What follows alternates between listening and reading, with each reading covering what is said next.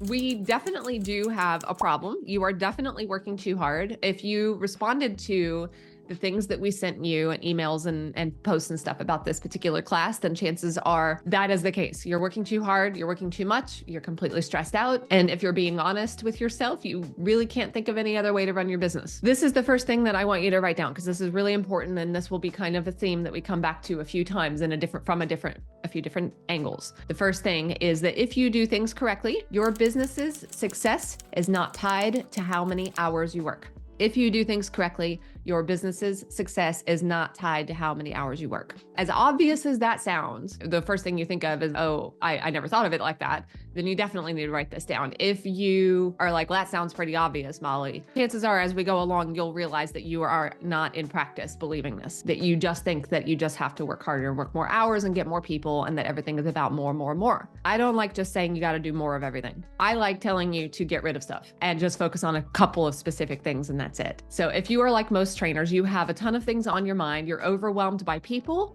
you have 37,000 things to do every day. Every client wants to have their one-on-one with you. You're tired. There's no end in sight. I've been there. I spent 14 years in my own dog training business, and the first half of those were more stressful than they needed to be, much more stressful than I wanted. We did really well. We had good income, but we had no sense of boundaries. I had no sense of boundaries. I had too many appointments. I had too much driving. I thought stress came with the territory of having a business. That is just the trade-off that you make, that you go from working 9 to 5, and for the trade-off, you get the freedom of having your own business. But then the trade-off for that is that you work all the time. There's no more 9 to 5. It's just 24/7. It just never occurred to me to want something else because I just thought that was normal. And a lot of you have been or are in that situation now. Then everything eventually fell apart in our business. With the economy tanked in 2008, and then the business tanked along with it. We had a personal problem at the same time that meant that we had to spend $60,000 that we didn't have. And then after that, our lives got put back together. I've always been a kind of a everything is figure outable type person. Like I can figure this out. I can figure this out. There's got to be a way. Other people do it.